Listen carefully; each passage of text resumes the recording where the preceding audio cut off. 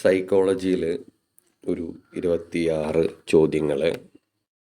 ഒന്നാമത്തെ ചോദ്യം, എനിക്ക് വിദ്യാഭ്യാസത്തെ മനഃശാസ്ത്രവൽക്കരിക്കേണ്ടതുണ്ട്. ഇത് ആരുടെ വാക്യമാണ്? ആരാണ് ഇങ്ങനെ പറഞ്ഞത്? പെസ്റ്റലോസിയാണ് പറഞ്ഞത്. എനിക്ക് വിദ്യാഭ്യാസത്തെ മനഃശാസ്ത്രവൽക്കരിക്കേണ്ടതുണ്ട്. അങ്ങനെ പറഞ്ഞത് പെസ്റ്റലോസിയാണ്. വിമർശനാത്മക ബോധനവുമായി ബന്ധപ്പെട്ട ഗ്രന്ഥം ഏതാണ്? താഴെ പറയുന്നവയിൽ ഏതാണെന്നാണ് ചോദിക്കുന്നത്. അത് ക്രിട്ടിക്കൽ പെഡഗോഗി. വിമർശനാത്മക ബോധനം, ക്രിട്ടിക്കൽ പെഡഗോഗിയുമായി ബന്ധപ്പെട്ട ഗ്രന്ഥം ഏതാണ്? Pedagogy of the oppressed. Pedagogy of the oppressed, അതാണ് വിമർശനാത്മക ബോധനവുമായി ബന്ധപ്പെട്ട ഗ്രന്ഥം.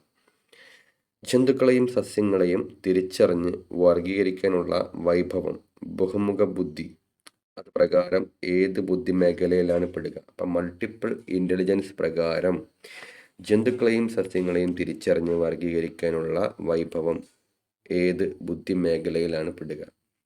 അത് പ്രകൃതിപര ബുദ്ധിയാണ്. Naturalistic intelligence പ്രകൃതിപര ബുദ്ധിയിലാണ് പെടുക. പ്രകൃതിപര ബുദ്ധിയിലാണ് ജന്തുക്കളെയും സസ്യങ്ങളെയും തിരിച്ചറിഞ്ഞ് വർഗീകരിക്കാനുള്ള വൈഭവം ഉൾപ്പെടുന്നത്. ഒരു കുട്ടി തൻ്റെ സഹപാഠികളോടും സ്കൂളിൽ പൊതുവെയും ആക്രമണോത്സുകമായിട്ടാണ് പെരുമാറുന്നത്. ആക്രമിക്കാനുള്ള മെൻറ്റാലിറ്റിയാണ്.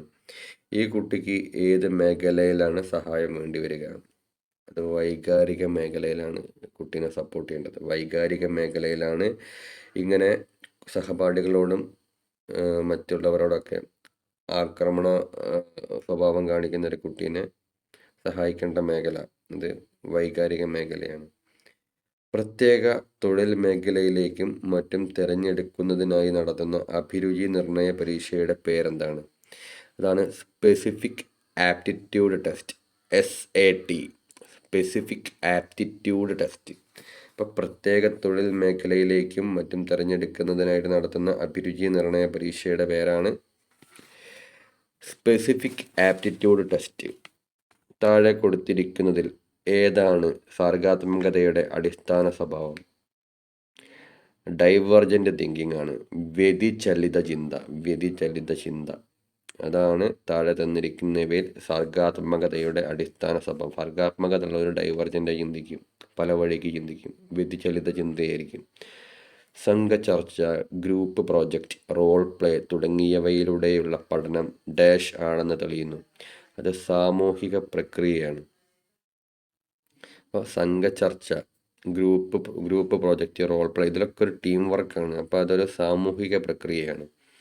ദൃശ്യ ശ്രാവ്യ ഉപാധികൾ, മറ്റ് സങ്കേതങ്ങൾ എന്നിവ അവസരോചിതമായി ഉപയോഗിക്കുന്ന ക്ലാസ്സിലെ കുട്ടികൾക്ക് താഴെ പറയുന്ന ഏത് കാര്യമാണ് പ്രയോജനപ്പെടുക? ബഹു ഇന്ദ്രിയ സാധ്യതകൾ ലഭിക്കുകയാണ് ചെയ്യുന്നത്. അപ്പം ദൃശ്യ ശ്രാവ്യ ഉപാധികൾ, അതുപോലെ മറ്റ് സങ്കേതങ്ങൾ, ഇതൊക്കെ അവസരത്തിന് അനുയോജ്യമായിട്ട് ഉപയോഗിക്കുന്ന ക്ലാസ്സിലെ കുട്ടികൾക്ക് താഴെ പറയുന്ന എന്ത് സാധ്യതയാണുള്ളത്? അവർക്ക് ബഹു ഇന്ദ്രിയ സാധ്യതകളാണ് ലഭിക്കുന്നത്. ചിന്താ പ്രക്രിയ ആത്യന്തികമായി ഒരു വൈജ്ഞാനിക പ്രവർത്തനമാണ്. ചിന്താ പ്രക്രിയ എന്ന് പറയുന്നത് ആത്യന്തികമായിട്ടൊരു വൈജ്ഞാനിക പ്രവർത്തനമാണ്. ചിന്താ പ്രക്രിയ ഒരു വൈജ്ഞാനിക പ്രവർത്തനമാണ്. സഹകരണാത്മക സഹവർത്തിത പഠനം എന്ന ആശയം അവതരിപ്പിച്ചത് വൈഗോഡ്സ്കിയാണ്. സഹകരണാത്മക സഹവർത്തിത പഠനം എന്ന ആശയം അവതരിപ്പിച്ചത് വൈഗോഡ്സ്കിയാണ്. താഴെ പറയുന്നതിൽ ഏതാണ് കൂടുതൽ പ്രബലമായ പാരമ്പര്യ ഘടകമായി പ്രകടമാകുന്നത്? തന്നിരിക്കുന്നതിൽ കണ്ണുകളുടെ നിറമാണ്. സമപ്രായക്കാരോടുള്ള മനോഭാവം പെടൂല, സാമൂഹിക പ്രവർത്തനങ്ങളിലുള്ള പങ്കാളിത്തം പെടില്ല, ചിന്താരീതി പെടില്ല. ഇതൊന്നും പാരമ്പര്യമല്ല. പാരമ്പര്യമായി കിട്ടുന്നത് കണ്ണിൻ്റെ നിറം, മുടീൻ്റെ നിറം, ഇതൊക്കെയാണ്. അപ്പം കണ്ണുകളുടെ നിറമാണ് തന്നിരിക്കുന്നതിൽ കൂടുതൽ പാരമ്പര്യ ഘടകമായിട്ട് പരിഗണിക്കാവുന്നത്. പഠനത്തിലെ പ്രശ്നങ്ങളുടെ കാരണം കണ്ടെത്താൻ നടത്തുന്ന പരിശോധനയാണ് നിദാനശോധകം അഥവാ ഡയഗ്നോസ്റ്റിക് ടെസ്റ്റ്. പഠനത്തിലെ പ്രശ്നങ്ങളുടെ കാരണം കണ്ടെത്താൻ നടത്തുന്ന പരിശോധനയാണ് നിദാനശോധകം അഥവാ ഡയഗ്നോസ്റ്റിക് ടെസ്റ്റ്. ഇമോഷണൽ ഇൻ്റലിജൻസ് എന്ന ഗ്രന്ഥം എഴുതിയത് ഡാനിയൽ ഗോൾമാൻ ആണ്.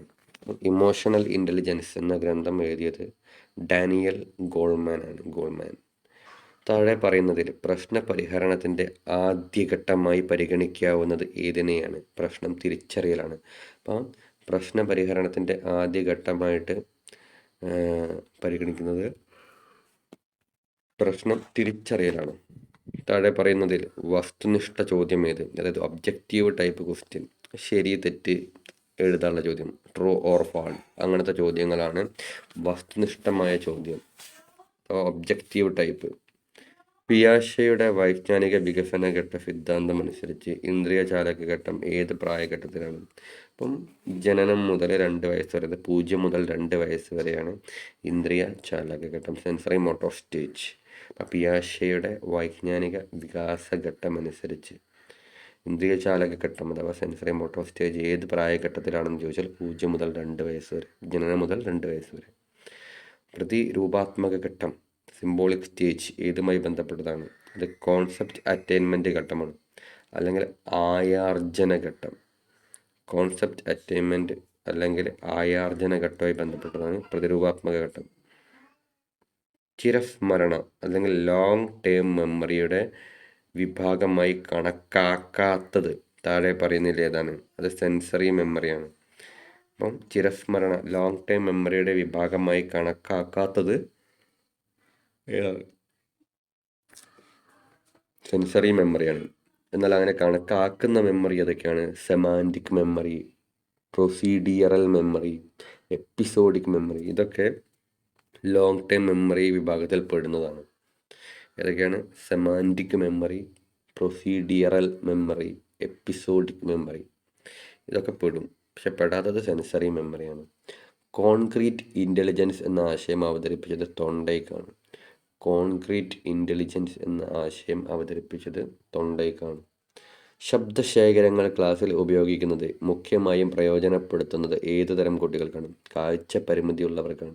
അപ്പോൾ ശബ്ദശേഖരങ്ങൾ ക്ലാസ്സിൽ ഉപയോഗിക്കുന്നത് മുഖ്യമായും ഏത് തരം കുട്ടികൾക്കാണെന്ന് ചോദിച്ചാൽ കാഴ്ച പരിമിതിയുള്ള കുട്ടികൾക്കാണ്. ജൽപ്പനഘട്ടം അല്ലെങ്കിൽ ബബ്ലിംഗ് സ്റ്റേജ് ഏതുമായി ബന്ധപ്പെട്ടിരിക്കുന്നു? ഭാഷണ വികാസമാണ്. ഭാഷണ വികാസം. ജൽപ്പനഘട്ടം ഭാഷണ വികാസവുമായി ബന്ധപ്പെട്ടിരിക്കുന്നു. PWD ആക്ട് ഏത് വിഭാഗം കുട്ടികളുമായി ബന്ധപ്പെട്ടിരിക്കുന്നു? ഭിന്നശേഷിക്കാരുമായിട്ടാണ്, കുട്ടികളല്ല ആളുകൾ. PWD ആക്ട് ഏത് വിഭാഗം ആളുകളുമായി ബന്ധപ്പെട്ടിരിക്കുന്നു എന്ന് ചോദിച്ചാൽ ഭിന്നശേഷിക്കാരാണ്. മൗഖിക ഘട്ടം അഥവാ ഓറൽ സ്റ്റേജ് ഒരു ശിശുവികാസ ഘട്ടമാണ്. ആരാണ് ഈ സിദ്ധാന്തം അവതരിപ്പിച്ചത്? സിഗ്മണ്ട് ഫ്രോയിഡാണ്. മൗഖിക ഘട്ടം അഥവാ ഓറൽ സ്റ്റേജ്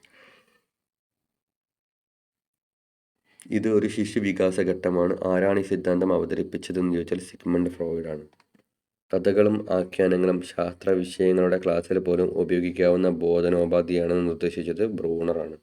കഥകളും ആഖ്യാനങ്ങളും ശാസ്ത്ര വിഷയങ്ങളുടെ ക്ലാസ്സിൽ പോലും ഉപയോഗിക്കാവുന്ന ബോധനോപാധിയാണെന്ന് നിർദ്ദേശിച്ചത് ബ്രൂണർ. അപ്പം കഥ, ആഖ്യാനം ഇതൊക്കെ ശാസ്ത്ര വിഷയത്തിൻ്റെ ക്ലാസ്സിൽ പോലും ഉപയോഗിക്കാൻ പറ്റും എന്ന് പറഞ്ഞത് ബ്രൂണറാണ്. ഒരു വ്യക്തിയുടെ സവിശേഷ വ്യവഹാരത്തെക്കുറിച്ച് നടത്തുന്ന പഠനം ഏത് പേരിൽ അറിയപ്പെടുന്നു? വ്യക്തി പഠനം അഥവാ കേസ് സ്റ്റഡി. ഒരു വ്യക്തിയുടെ സവിശേഷ വ്യവഹാരത്തെക്കുറിച്ച് നടത്തുന്ന പഠനം ഏത് പേരിലാണ് അറിയപ്പെടുന്നത്? അതാണ് വ്യക്തി പഠനം അഥവാ കേസ് സ്റ്റഡി. കൗൺസിലറും കൗൺസിലിയും തമ്മിൽ ഉണ്ടായിരിക്കേണ്ട ബന്ധം പരസ്പര വിശ്വാസം പുലർത്തണം. കൗൺസിലറും കൗൺസിലിയും തമ്മിൽ പരസ്പര വിശ്വാസം ഉണ്ടായിരിക്കണം.